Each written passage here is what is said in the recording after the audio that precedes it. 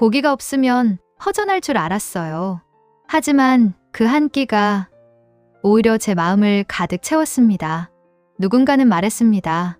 한 나라를 정말로 이해하려면 그 나라의 밥상을 들여다보라고요. 그저 촬영 스케줄 중 하루였던 사찰 음식 체험이라는 일정. 처음엔 별 기대도 없었고 배부르지도 않을 거라 생각했죠.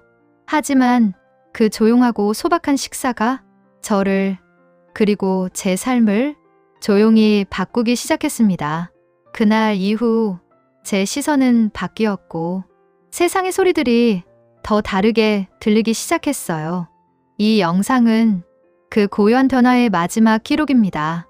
어쩌면 가장 작았지만 제겐 가장 큰 울림으로 남은 이야기죠. 이 이야기는 누군가의 실제 경험에서 시작된 사연입니다. 잠시만 시간을 내서 구독과 좋아요를 눌러주시면 매일매일의 삶에 대한 진짜 이야기를 전해드리겠습니다. 어디에서 이 영상을 보고 계신지 댓글로 남겨주세요. 그럼 사연을 시작하겠습니다.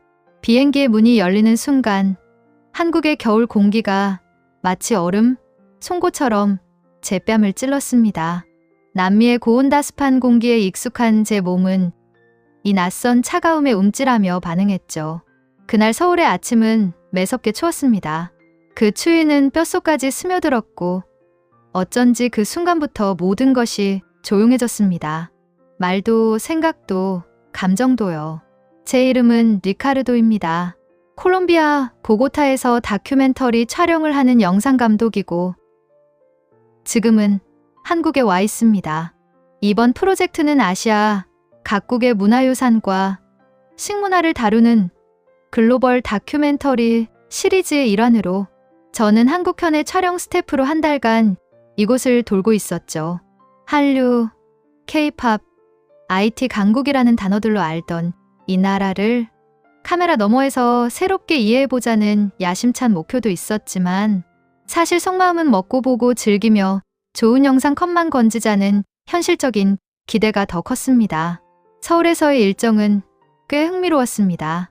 광장시장에서는 튀김과 순대를 찍었고 명동거리에서는 떡볶이와 붕어빵을 담았습니다. 시장 사람들의 활기와 지하철의 질서 있는 혼잡함, 밤에도 반짝이는 도심의 속도감은 제 카메라에 무척 잘 어울리는 피사체들이었죠. 그러나 오늘은 달랐습니다. 스케줄표에 적힌 오늘의 촬영은 사찰 음식 체험, 게다가 빨간 글씨로 큼직하게 고기 없음이라는 주석까지 달려 있었습니다. 그 문구를 보는 순간 저희 속이 싸늘해졌습니다. 고기가 없는 식사는 제게 항상 반쪽짜리였어요. 콜롬비아의 식탁엔 언제나 고기 요리가 중심에 있었습니다. 소고기, 돼지고기, 닭고기, 그릴의 구운 향과 육즙, 매콤하고 자극적인 소스들이 저의 입맛을 완성시켜줬습니다.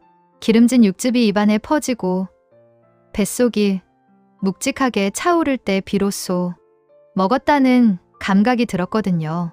그런 저에게 사찰 음식이란 단어는 너무 멀고도 낯설었습니다. 기대보단 인내심이 필요한 메뉴라는 생각. 고요하고 맑다는 말은 저에게는 심심하고 허전하다는 뜻으로 들렸습니다. 그래서 오늘의 일정은 한마디로 말하자면 버티는 시간이라고 생각했습니다. 아침 일찍 서울을 출발해 동쪽 외곽으로 향했습니다. 도시는 점점 희미해졌고 도로는 좁아졌습니다.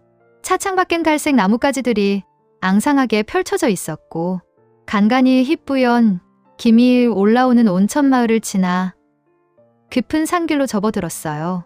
흙길이 시작되자 차는 멈췄고 우리는 장비를 메고 걸어 올라가기 시작했습니다. 산은 조용했습니다. 바람도 새소리도 거의 들리지 않았고 발자국 소리만 이어졌습니다. 눈이 희미하게 덮인 비탈길은 미끄러웠고 한 걸음 한 걸음마다 흙의 무게가 느껴졌습니다.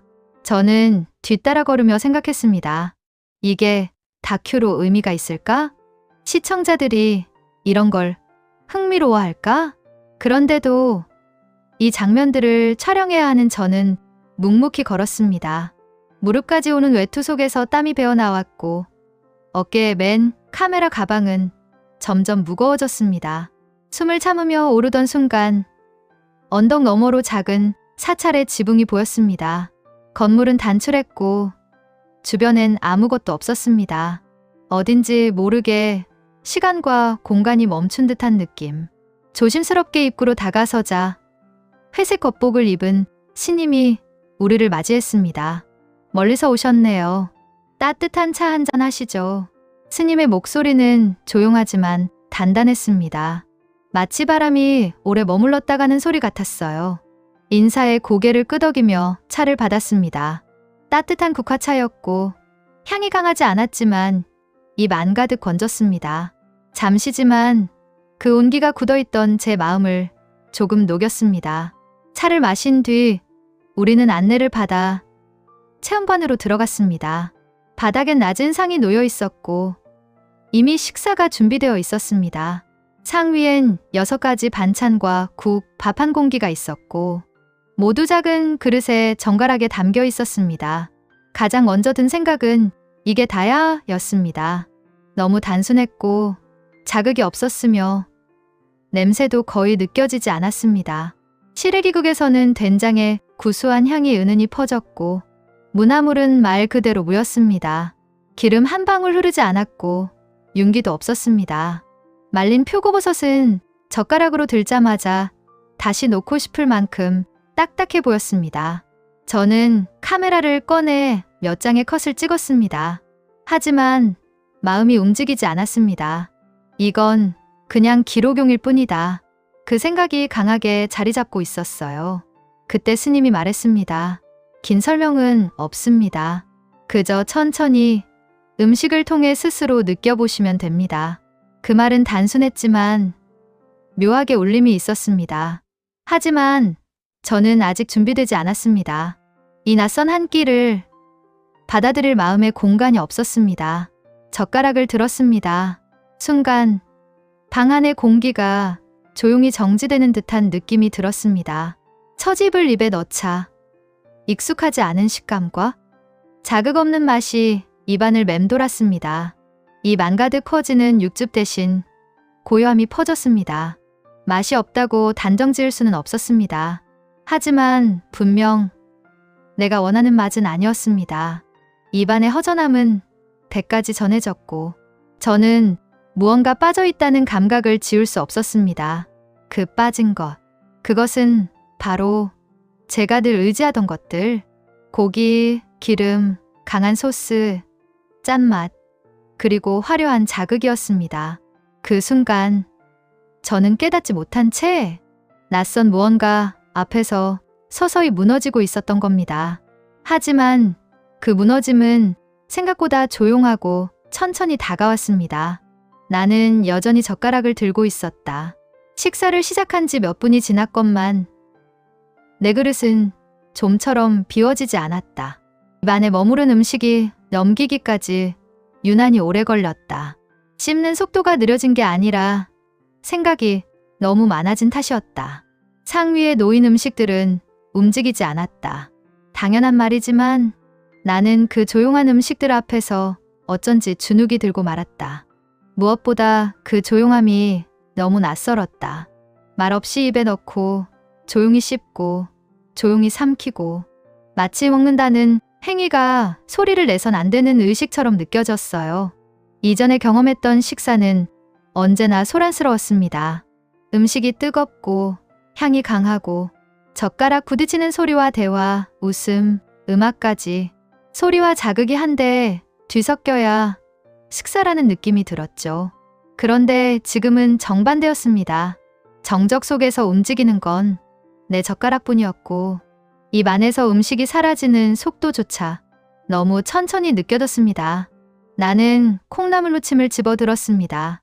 살짝 데쳐진 콩나물에 소금기와 들기름 향이 아주 미약하게 남아있었고 그 위에 뿌려진 실게 몇 알이 그나마 시각적인 변화였습니다. 입에 넣자마자 이건 그냥 물맛에 가까우라는 생각이 스쳤습니다. 버섯조림은 좀 더 질감이 있었습니다.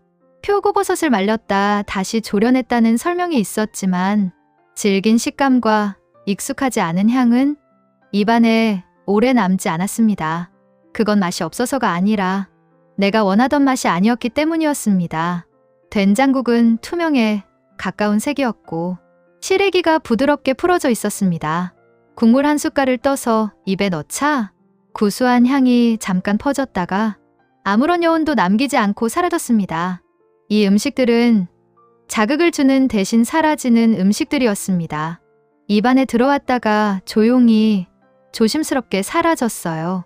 남는 것도 없고 흔적도 거의 없었습니다. 그 사실이 불안하게 느껴졌습니다. 나는 항상 무언가를 먹었다는 실감을 통해 만족감을 느꼈는데 지금은 아무것도 얻지 못한 기분이었어요. 아니, 정확히 말하자면 얻지 못하고 있다는 감각이 스스로를 불안하게 만들었던 거죠. 스님은 여전히 조용히 식사 중이셨습니다. 젓가락질 하나까지 아주 천천히 어떤 욕심도 없이 음식을 입에 넣고 계셨습니다. 그 모습에서 절제라는 단어가 떠올랐지만 그 절제가 왜 필요한지 지금의 나는 도무지 이해할 수 없었습니다.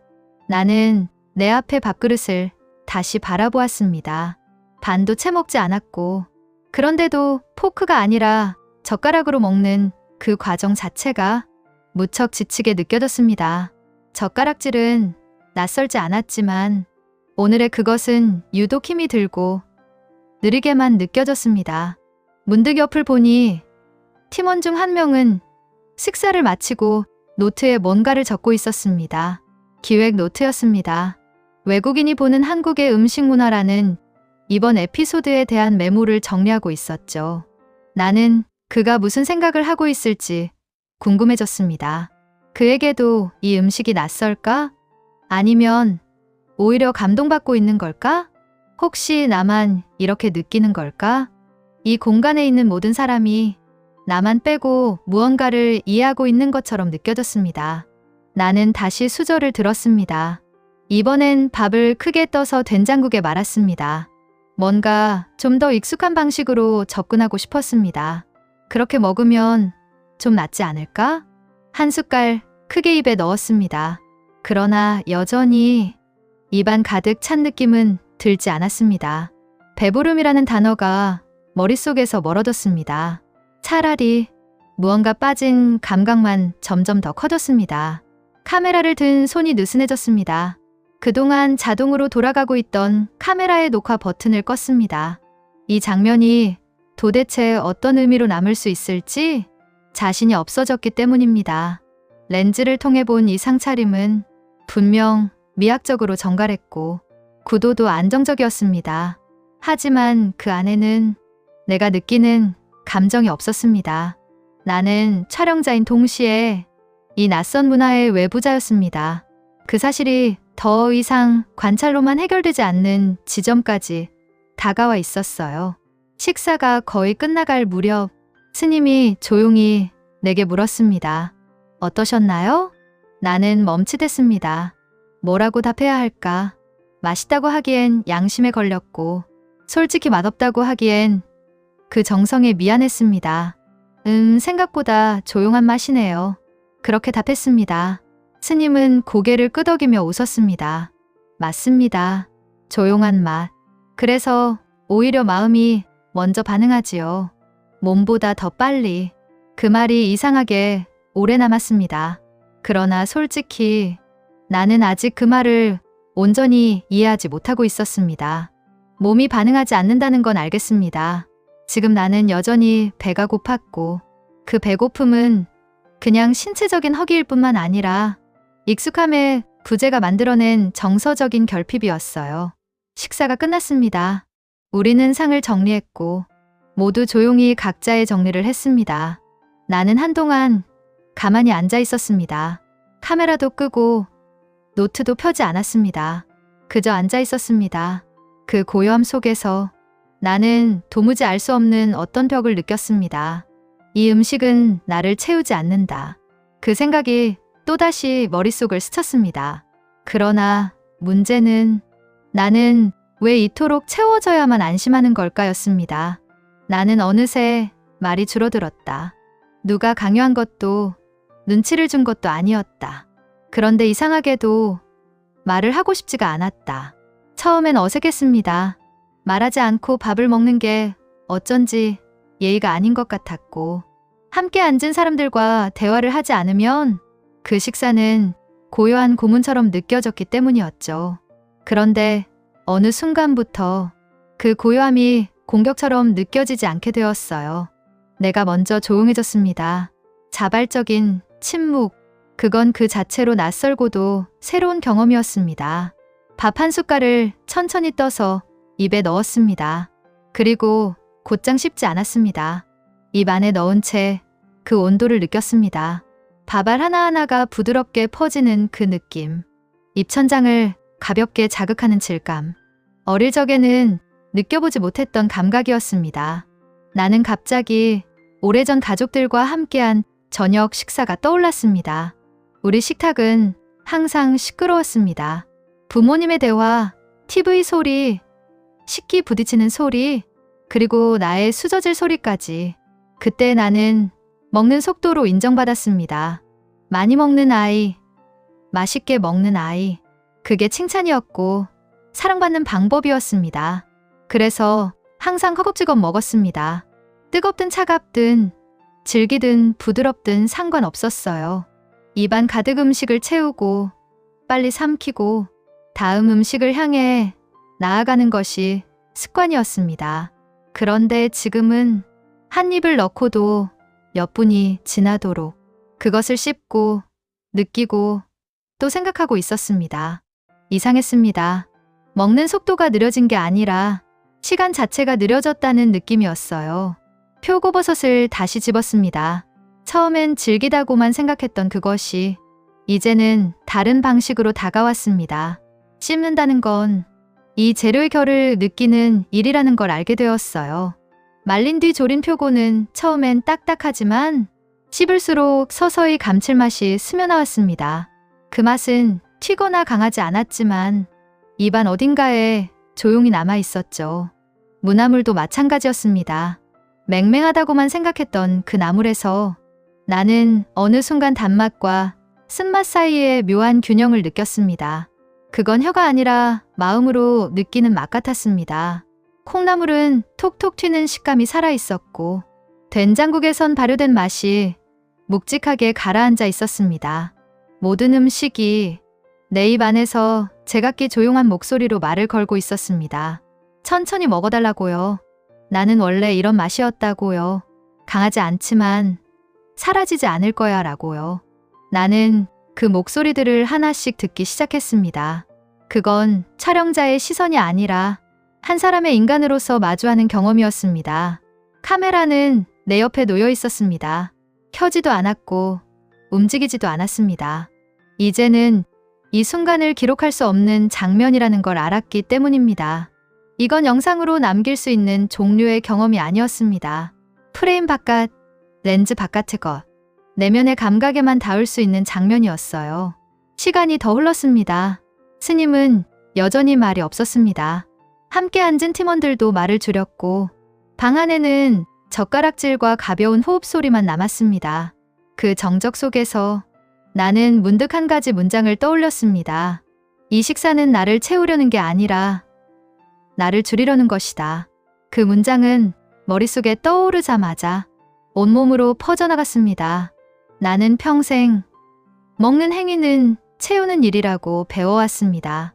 몸을 채우고 위장을 채우고 기분을 채우고 음식을 통해 욕망을 채우고 허기를 달래고 빈 공간을 없애는 것이라고 믿어왔습니다. 하지만 지금 이 식사는 그 반대였습니다. 내 안에 쌓여있던 과도한 욕심, 습관처럼 가져온 조급함, 무조건적인 만족에 대한 중독, 그 모든 것을 하나씩 내려놓게 만드는 과정이었습니다. 그리고 그것이 너무 조용하게, 너무 부드럽게 일어나고 있었어요. 배는 아직 덜 찼습니다. 그러나 이상하게도 더 먹고 싶다는 생각이 들지 않았습니다. 입안이 가득 차지 않아도 괜찮았고 입술에 기름이 묻지 않아도 불만이 없었습니다. 먹는 것보다 지금 이 감각을 유지하는 것이 더 중요하게 느껴졌습니다. 스님은 마지막 그릇을 비우고 젓가락을 내려놓았습니다. 소리 하나 나지 않게 천천히 조용하게. 그 모습이 어쩐지 하나의 수행처럼 느껴졌습니다. 고요하고 담담하고 목적 없는 집중. 나도 그를 따라 마지막 숟가락을 들었습니다. 밥과 국을 섞어 한 입. 마지막이라는 걸 알기에 더 천천히, 더 오래 씹었습니다. 씹는 동안 내 머릿속은 놀랍도록 고요했습니다. 한동안 그렇게 앉아 있었습니다. 그 누구도 먼저 일어나지 않았고 그 누구도 무언가를 요구하지 않았습니다. 나는 어깨가 조금 풀려 있음을 느꼈습니다. 그리고 숨을 깊게 내쉬었습니다. 아주 오랜만에 내려놓는다는 감각이 가슴 깊이 스며들었습니다. 사찰에서의 식사가 끝난 후 나는 어딘가 어정쩡한 감정으로 다시 신발을 신었습니다. 배가 부르지도 않았고 그렇다고 배가 고프지도 않았습니다. 속이 편안한 것도 아니고 무거운 것도 아니었어요. 이상했습니다. 무언가 꽉 찬 기분도 비어있는 기분도 아니고 그저 조용한 상태가 오래 지속되고 있었습니다. 그 조용함은 오히려 낯설었습니다. 나는 늘 머릿속이 바쁘고 몸이 먼저 움직이고 생각보다 반응이 앞서는 사람이었거든요. 그런데 지금은 생각도 반응도 움직임도 모두 느려져 있었습니다. 아주 부드럽게 그러나 확실하게요. 그 감각이 기분 나쁘진 않았습니다. 하지만 어딘지 모르게 현실로부터 이탈된 느낌이 들었죠. 사찰을 나와 차에 오르자 다시 세상의 소음이 서서히 되돌아왔습니다. 엔진 소리, 팀원들의 발걸음, 누군가의 기침 소리, 그 모든 것이 일상 복귀를 알리는 알람처럼 느껴졌습니다. 나는 조용히 창밖을 바라보았습니다. 산속의 풍경은 점점 작아지고 도심의 고층 건물이 조금씩 시야를 채워갔습니다. 도심에 도착했을 무렵 우리 팀은 저녁 식사를 위해 한식당으로 향했습니다. 서울 동쪽 끝의 번화가였고 네온사인이 눈에 시릴 정도로 강렬했습니다. 식당 안은 소란스러웠습니다. 고기를 굽는 소리, 팬에서 기름이 튀는 소리, 직원들의 주문 도와드릴게요 라는 외침, 그리고 테이블마다 웃음과 대화가 넘쳐났습니다. 나는 약간 당황했습니다. 이곳이 처음 온 장소도 아닌데 그 익숙함이 지금은 낯설게 느껴졌습니다. 조용한 사찰에서 나와 고요한 한 끼를 마주하고 마음이 조금 차분해졌다고 생각했는데 이 식당의 분위기는 내 안의 고요를 단번에 무너뜨리려는 듯 했어요. 팀장인 성민은 특유의 활기찬 목소리로 말했습니다. 오늘 고생 많으셨죠? 사찰 음식으로는 택도 없죠? 지금부터 진짜 저녁 시작입니다. 모두가 웃었고 고기 5인분 된장찌개, 냉면, 소주, 맥주, 주문이 쏟아졌습니다. 나는 웃으며 따라 웃었지만 솔직히 말해 속으론 혼란스러웠습니다. 고기가 익기 시작했고 불판 위에서 고소한 냄새가 피어올랐습니다. 그 냄새는 분명 매력적이었고 예전의 나였다면 가장 먼저 젓가락을 들었겠죠. 하지만 오늘의 나는 무언가를 이미 경험하고 돌아온 사람처럼 잠시 그 향을 멀리서 바라보았습니다. 지금 먹어도 될까? 방금 전에 그런 식사를 하고 왔는데 스스로도 말이 안 되는 고민을 하고 있다는 걸 알았지만 이상하게도 선뜻 손이 가지 않았습니다. 그때 옆자리에서 일어난 일이 그 고민을 더욱 깊게 만들었습니다. 한참 고기를 굽던 중 직원 한 명이 반찬을 다시 갖다 놓다가 테이블 모서리에 있던 물컵을 살짝 건드렸습니다. 컵은 툭 하고 넘어졌고 그 물이 내 맞은편에 앉은 팀원 미나의 바지 위로 흘러내렸습니다. 아, 차가워. 미나가 몸을 움찔하며 반응했습니다. 주변이 순간 조용해졌습니다. 직원은 죄송합니다라고 말하긴 했지만 그 말이 너무 짧고 기계적이었습니다. 곧바로 그는 다음 테이블로 움직였습니다. 그 광경이 너무 빨랐습니다. 빠르다는 이유로 뭔가 빠진 느낌이 들었습니다. 나는 당황했습니다. 방금 전에 사찰에서 그렇게 조용하고 정갈한 식사를 했는데 여긴 왜 이렇지? 내가 느꼈던 한국의 이미지는 섬세하고 정중한 배려로 가득 찬 나라였는데 지금 눈앞의 이 장면은 그 이미지와 정반대였습니다. 역시 이중적인 거 아닐까? 사찰 같은 데선 친절한 척하다가 현실에선 이게 본 모습인 건가? 그런 생각이 순간적으로 떠올랐습니다. 아니, 떠올랐다는 표현보단 불쑥 올라왔다는 게 더 맞겠죠. 그것은 판단이 아닌 실망에 가까운 감정이었습니다. 그 순간 나는 내가 생각보다 한국을 깊이 받아들이고 있었음을 알았습니다. 그러니까 지금 이 차이에서 실망이라는 감정이 생긴 거겠죠. 내 기대가 있었고 그 기대가 깨졌고 그 실망이 작은 문화 충격처럼 다가온 겁니다. 미나는 물에 젖은 바지를 보며 조용히 휴지로 닦고 있었습니다. 아무 말 없이요. 그리고 나는 여전히 이 상황이 마음에 걸려 있었습니다. 그런데 약 5분쯤 지났을 때 아까 그 직원이 다시 돌아왔습니다. 이번엔 손에 마른 수건과 작은 봉투를 들고 있었고 조심스럽게 미나에게 다가왔습니다. 아까 너무 당황해서 바로 못 닦아드렸어요. 죄송합니다. 이거 수건이에요. 그리고 이건 세탁비 조금 넣어뒀어요. 정말 죄송합니다. 그는 짧게 허리를 숙였습니다. 말투는 서툴렀고 얼굴은 조금 상기돼 있었으며 말끝마다 숨을 고르려는 흔적이 보였습니다.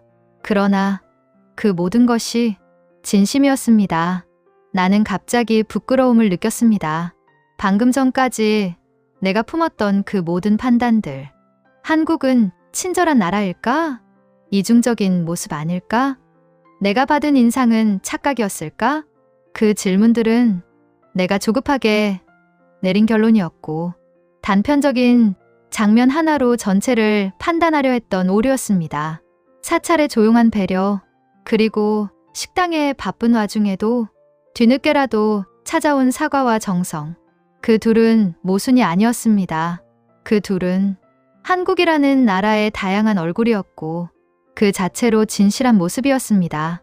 나는 이 나라를 이해했다고 착각했었습니다. 하지만 이제야 진짜로 이해하기 시작했습니다. 한국은 한 가지로 설명할 수 없는 나라입니다. 조용함과 소란함, 질서와 속도, 배려와 무뚝뚝함이 동시에 존재할 수 있는 곳이었습니다. 그리고 나는 이 나라를 좋아하게 된 이유를 이제야 조금 알 것 같았습니다. 서울의 아침은 회색이었다. 어제와 다를 게 없는 공기, 창밖의 하늘도 특별히 맑지도 않았고 흐리지도 않았다. 하지만 그 아침을 마주하는 내 마음은 달라져 있었다. 나는 느낄 수 있었다. 어제 사찰의 그 조용한 밥상 앞에서 시작된 변화가 아직도 내 안에서 이어지고 있다는 것을. 그리고 그것은 단순한 감동이 아니라 생각의 방식 자체를 바꾸는 조용한 파문 같았다. 침대에서 천천히 몸을 일으켰다. 커피포트에 물을 올리고 방 안에 잔잔히 퍼지는 커피 향기를 따라 나는 창가에 섰다. 커튼 너머로 보이는 도시는 여전히 바쁘고 복잡했다. 그러나 이제 그 바쁨조차 예전과는 다르게 느껴지고 있었다. 그건 이상할 만큼 낯선 감정이었다. 어젯밤 나는 거의 잠들지 못했다. 식당에서 있었던 짧은 해프닝, 그리고 그 속에서 내가 순간적으로 가졌던 오해, 그 오해가 사라지는 데는 단 몇 분밖에 걸리지 않았지만 그로 인해 남은 여운은 꽤 길었다. 한국은 조용하고 섬세한 나라일 거라 생각했다.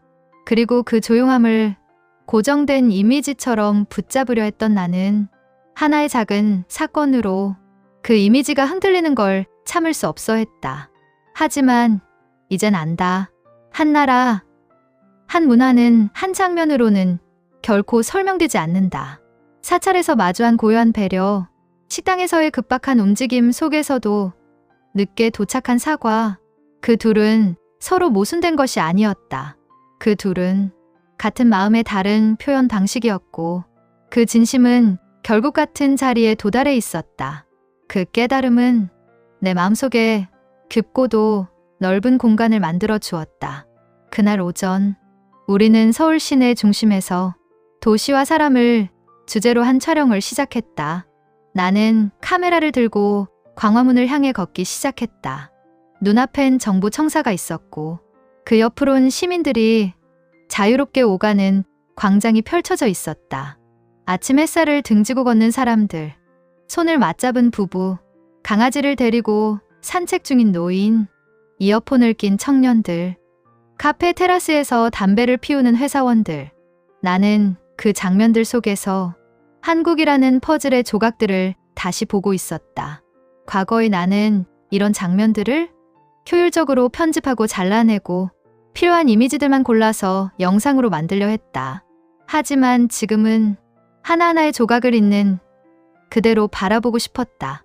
그들은 어떤 리듬으로 살아가고 있을까? 무엇을 믿고 어디로 향하며 걷고 있는 걸까? 그 묵직한 질문이 나를 더 이상 관찰자로 두지 않았다. 나는 어느새 내가 이곳을 구성하는 하나의 사람이 된 듯한 느낌을 받았다. 지하철로 이동하는 중 나는 문득 정적의 문화라는 말이 떠올랐다. 이 나라는 정적을 아름답게 다루는 법을 알고 있었다. 지하철 승강장은 조용했고 열차가 도착했을 때도 사람들은 서로를 밀지 않았다. 빠르게 타고 빠르게 내리는 것 같지만 그 움직임 속에는 분명한 질서와 존중이 있었다. 그 모습은 사찰에서 스님이 물을 따르던 손길처럼 느껴졌다. 그저 조용히 그러나 분명한 목적을 향해 움직이는 손. 그 손은 한 방울의 물도 넘치지 않게 컵을 채우고 있었고 지금 이 도시도 그렇게 사람들을 채워가고 있었다. 카메라를 들었다. 무언가를 찍고 싶었다. 하지만 렌즈에 담기 전에 먼저 마음에 담고 싶다는 생각이 들었다. 나는 천천히 셔터를 눌렀다. 출입문 앞에 조용히 서 있는 노인, 의자에 앉아 아기를 안고 있는 엄마, 눈을 감은 채 음악에 집중하고 있는 청년. 그 장면들은 거창하지 않았다. 하지만 그 무엇보다 살아있는 이미지였다. 그 이미지 속에 나는 이제 내가 아닌 우리라는 존재로 섞여들고 있었다. 이 나라의 침묵은 나에게 공간을 허락해 주었다. 생각할 공간, 멈출 공간, 숨 쉴 공간, 그리고 그 공간 안에서 나는 나를 다시 만나고 있었다. 촬영을 마치고 숙소로 돌아가는 길, 나는 카페에 들렀다. 창가 자리에 앉아 창밖을 바라보며 노트를 꺼냈다. 사람들이 오가고 커피향이 퍼지고 작은 잔잔한 음악이 흐르는 그 공간에서 나는 천천히 글을 쓰기 시작했다. 나는 지금 변화하고 있다. 이 나라는 나를 강요하지 않는다. 하지만 그 조용한 속도로 내 마음의 구조를 하나씩 바꾸고 있다. 사찰에서 먹었던 무나물의 무맛은 지금 내 인생에서 가장 강한 맛으로 남아있다.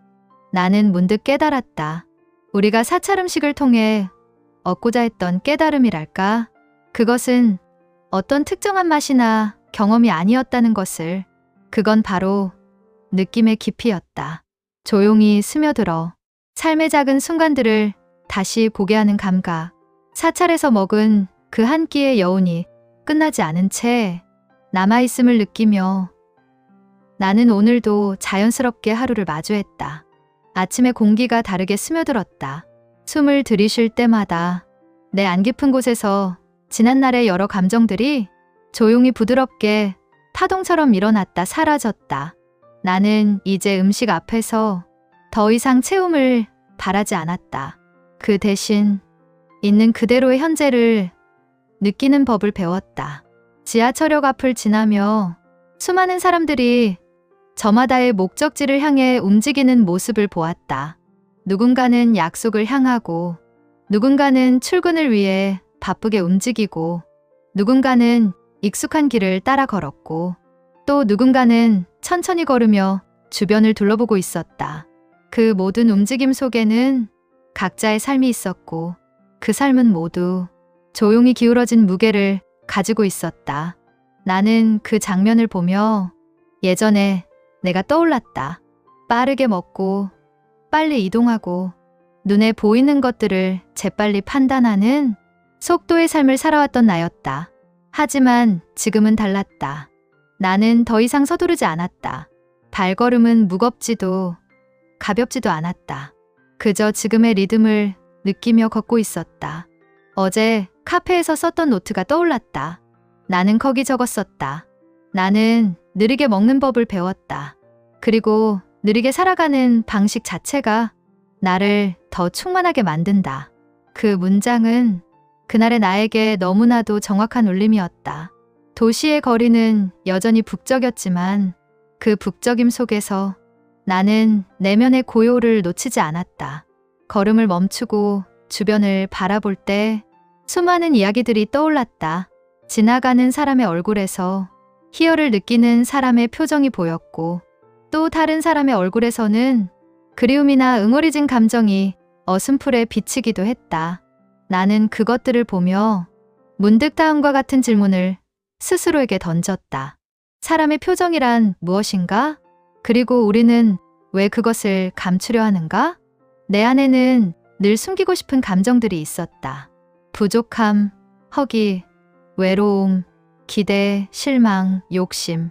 그 모든 감정들은 대부분의 순간에 표면 아래 잠들어 있었다. 하지만 이곳에서는 달랐다. 이 도시에서 사람들은 감정을 숨기지 않았다. 숨기고 있는 듯해 보였지만 사실은 서로가 서로를 배려하며 그 모든 감정의 조각을 있는 그대로 받아들이고 있었다. 나는 문득 자신을 바라봤다. 사람들의 표정 속에 담긴 이야기들을 보며 내 자신의 표정을 떠올렸다. 나는 어떤 표정을 짓고 있었을까? 조용하지만 강한 울림이 마음속에서 일어났다. 그건 어떤 감정의 폭발이 아니라 잔잔한 흐름으로 파동처럼 퍼지는 감각이었다. 나는 느꼈다. 이 울림은 단순히 문화적 차이를 극복한 것이 아니라 나 자신 안에 기존의 나를 덜어내는 과정이 포함되었다는 걸. 나는 길모퉁이의 작은 공원으로 들어갔다. 아직 이른 오후였지만 햇살은 따뜻하게 내리쬐고 있었다. 벤치에 앉아 주변을 바라보니 조용히 책을 읽는 학생, 서로의 이야기를 나누는 연인, 그리고 길을 잃은 듯한 외국인 여행자가 각자의 리듬으로 세계를 지각하고 있었다. 그 장면들은 아무런 극적인 요소도 없었지만 나는 그것들을 한참 바라보고 있었다. 왜냐하면 그 장면 속에는 이전에 내가 놓치고 있던 무언가가 담겨 있었기 때문이다. 나는 다시 커다란 질문을 떠올렸다. 삶이란 무엇인가? 이 질문은 거창한 철학적 문장이 아니라 단순한 존재의 방식에 관한 것이었다. 식사, 이동, 관계, 감정, 표정, 시간, 공간, 그 모든 것이 지금의 나를 구성하고 있었다.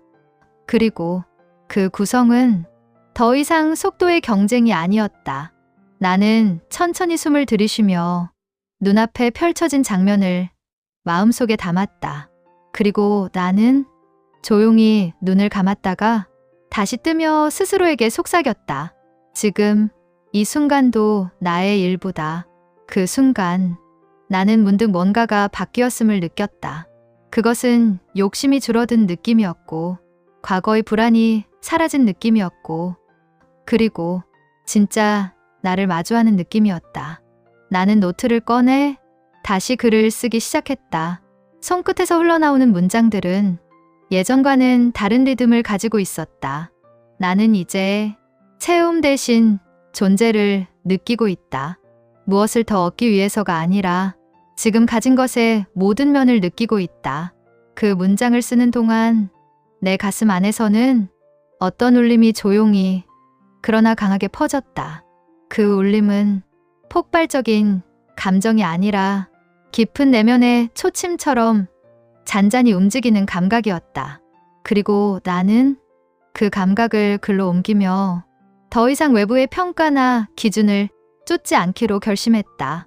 나는 지금 내가 살고 있는 순간과 내가 숨 쉬고 있는 시간과 내가 사랑하는 방식과 내가 느끼는 모든 감각을 있는 그대로 존재로 받아들이겠다고 그날 오후 나는 숙소로 돌아가는 길을 걸으며 느리지만 분명한 감정의 여운을 느끼고 있었다. 서울이라는 도시가 더 이상 나에게 낯설거나 추상적인 존재가 아니었다. 그곳은 내 삶의 일부가 되었고, 내 인식의 일부가 되었고, 내 존재의 일부가 되었다. 그리고 나는 알았다. 울림이라는 것은 거창한 순간에 주어지는 것이 아니라 조용한 순간의 감각 속에서 스스로 깨닫게 되는 감정이라는 것을. 나는 어느새 이 나라에서의 하루하루가 하나하나 내 삶의 방식에 작게 그러나 확실하게 스며들고 있다는 사실을 느끼고 있었다. 아침에 깨어 커튼을 여는 순간부터 나는 여전히 한국의 회색빛 하늘을 마주했다. 구름은 가득했지만 그 회색은 나에게 더 이상 무기력함이 아니었다. 그 전까지의 나는 흐린 날씨를 보면 마음이 가라앉곤 했다. 활짝 맑은 하늘 앞에서야 내 안의 기분도 덩달아 올라간다는 걸 오랫동안 당연하게 여겼다. 하지만 지금은 달랐다. 비록 구름이 가득해도 그 공간이 하늘 아닌 무엇처럼 느껴지지 않았다. 그 회색도 그 안에 담긴 빛의 농도도 모두 지금의 나를 이루는 현재의 순간처럼 느껴졌다. 나는 커피 한 잔을 들어 천천히 숨을 들이마시며 지난 며칠간 한국에서의 일상을 되짚었다. 사찰에서의 조용한 식사, 식당에서의 소란 속 진심 어린 사과, 지하철에서의 배려와 침묵, 도심 속 일상의 풍경들 하나하나가 단순한 장면으로 끝나지 않고 내 안의 감각과 사고방식을 흔들어 놓았다는 것을 느꼈다. 나는 노트북을 열고 어제 카페에서 썼던 문장을 다시 읽었다. 나는 이제 체험 대신 존재와 지금 이 순간의 감각을 느끼는 법을 배웠다. 그 문장을 읽는 순간 나는 내 안에서 무언가가 부드럽게 파동처럼 확장되는 기분을 느꼈다. 그 울림은 단순한 깨달음이 아니라 이제 일상 속에서 나를 움직이게 하는 힘으로 자리 잡고 있었다. 밖으로 나서자 차가운 바람이 얼굴을 스쳤다. 하지만 그 차가움이 불편하지 않았다. 오히려 지금 이 순간과 나 사이의 거리가 점점 사라지고 있다는 느낌이 들었다. 나는 지하철역으로 걸어가는 길목에서 작은 꽃집 앞을 지났다. 꽃집 유리창 너머로 놓인 작은 들꽃들이 조용히 햇빛을 받고 있었다. 나는 순간 멈춰 섰다. 그리고 그 꽃들을 한참 바라보았다. 사람들은 그 앞을 바쁘게 지나갔지만 나는 그 장면이 지금의 나에게 무언가를 말하고 있다는 느낌을 받았다. 그건 아름답다라는 말처럼 화려한 감동이 아니라 조용하지만 단단한 울림이었다. 마치 있는 그대로의 순간을 보라는 것처럼. 나는 고개를 살짝 기울이며 작은 목소리로 중얼거렸다.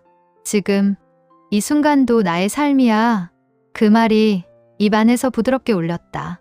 그리고 그 울림은 인위적인 감동이 아니라 진짜 일상의 변화로 이어지고 있었다.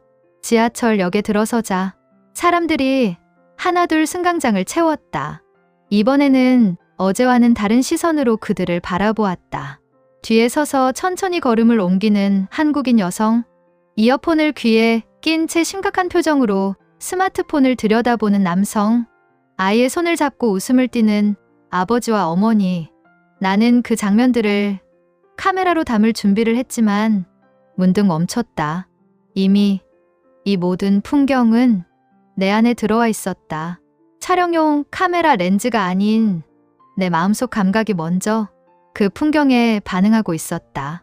나는 천천히 숨을 들이쉬며 그 사람들의 모습과 나의 마음이 결코 분리된 것이 아님을 느꼈다.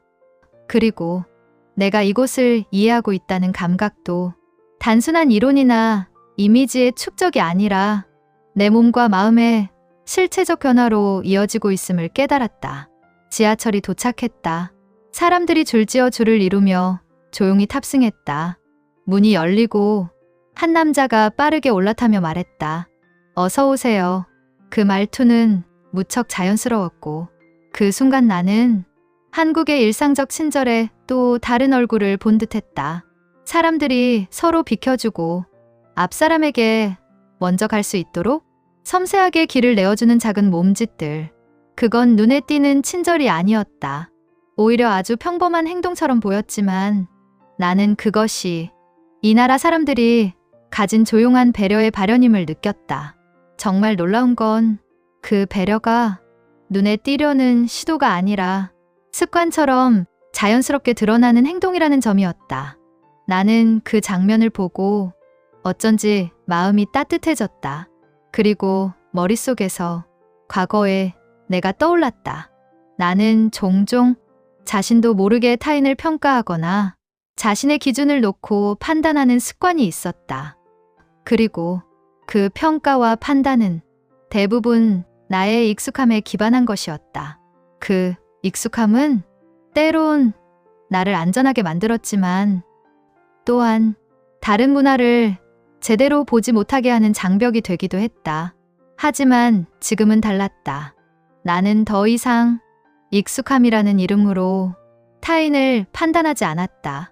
그 대신 나는 그 사람을 있는 그대로 보고 싶었다. 지하철역에서 내려 한적한 골목을 걸었다. 작은 동네 카페가 보였다. 나는 무작정 그 문을 열고 들어갔다. 카페 안은 따뜻했고 커피 향기와 낮은 대화 소리가 부드럽게 섞여 있었다. 나는 창가 자리에 앉아 오늘의 일정을 되짚었다. 그리고 노트를 꺼내 다시 글을 쓰기 시작했다. 나는 이제 평범함 속에서 감동을 느끼고 있다. 화려한 장면이 아니라 하루 속 작은 행동들이 내 안에서 울림으로 이어지고 있다. 그 문장을 적으며 나는 스스로 웃었다. 웃음은 크지 않았지만 내 안 깊은 곳에서 올라왔다. 그 웃음은 과거의 나에게서 떠나 지금의 나에게로 이어지는 부드럽고 단단한 전환처럼 느껴졌다. 나는 카페를 나와 다시 길을 걸었다. 그리고 문득 한국의 한 시장 골목이 떠올랐다. 거기엔 아직도 수많은 사람들의 삶과 수많은 작은 이야기들이 펼쳐지고 있었다. 그곳으로 가기로 했다. 나는 발걸음을 옮겼다. 그리고 길거리 음식 냄새가 코끝을 간지릴 때 나는 무심코 웃음을 지었다. 나는 이미 음식 앞에서 만족을 찾는 사람이 아니었다. 내가 찾고 있는 것은 삶의 모든 순간에 깃든 의미와 감각이었다. 그리고 그 의미는 사람이든 공간이든 음식이든 그 모든 걸 그대로 존재하는 모습으로 받아들이는 것이었다. 나는 골목에 들어서자 가게 주인이 나를 보고 웃으며 인사했다. 어서 오세요. 나는 대답했다. 안녕하세요. 그 인사는 움켜진 감정이 아니라 자연스럽게 흘러나온 연결의 언어였다.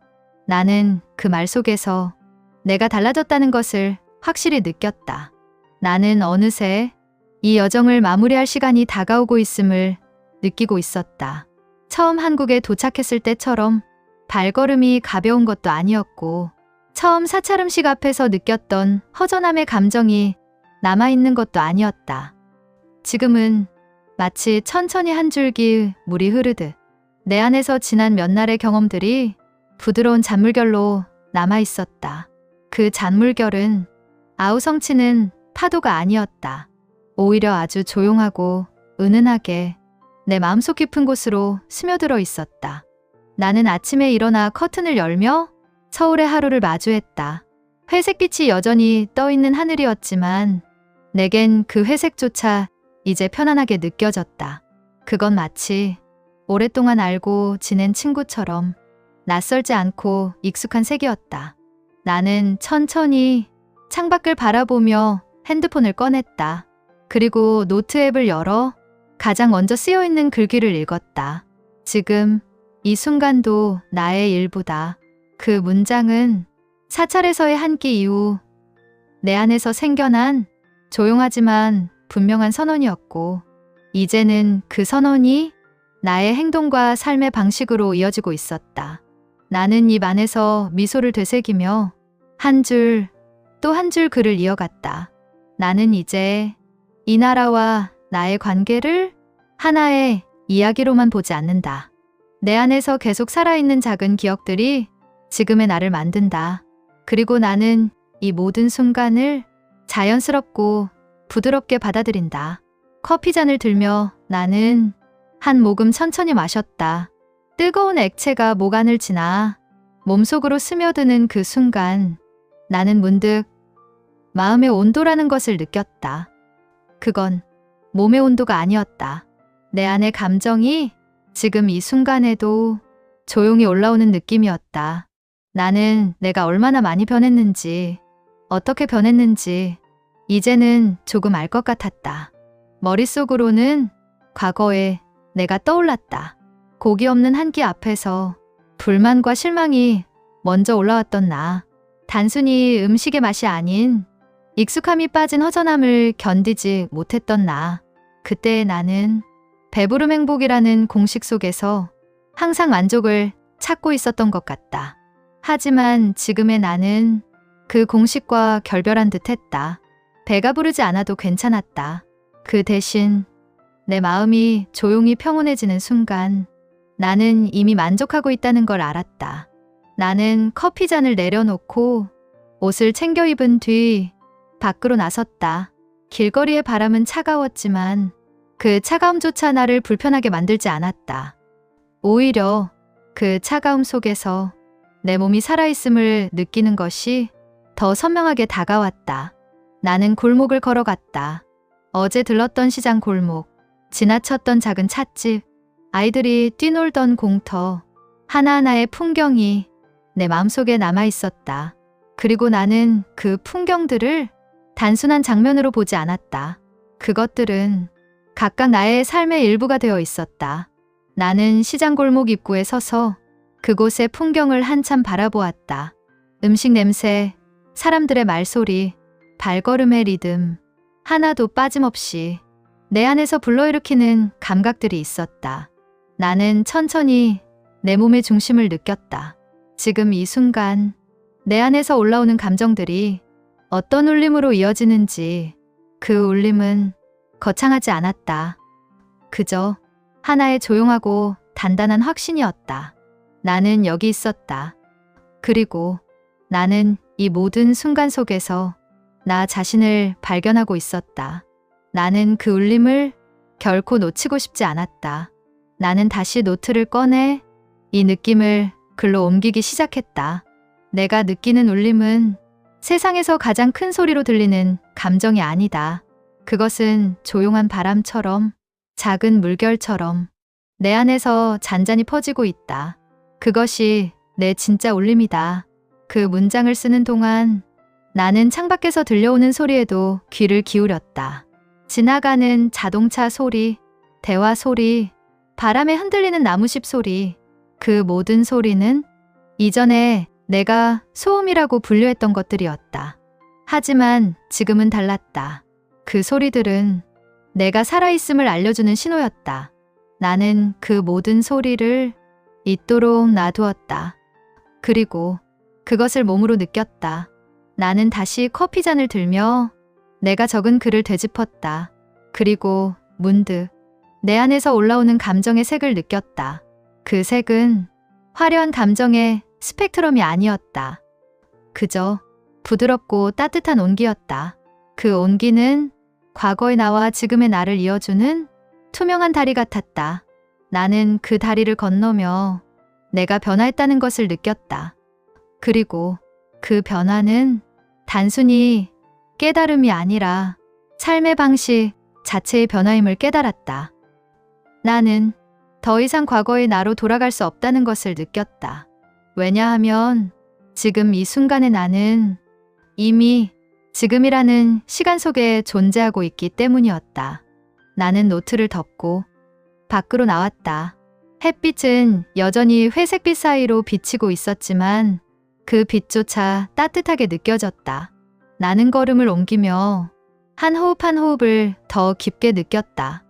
그리고 내가 이곳에 남길 영상과 글을 떠올렸다. 사찰음식에서 출발한 작은 여정이 어떻게 이토록 깊은 내적 울림으로 이어졌는지 그 이유를 나는 이제 알 것 같았다. 그 여정은 단지 외부 세계를 경험하는 여행이 아니라 내 내부의 세계를 마주하는 여행이었기 때문이었다. 나는 그 사실에 미소 지었다. 그리고 속으로 속삭였다. 나는 이제 나를 더 잘 알게 되었어.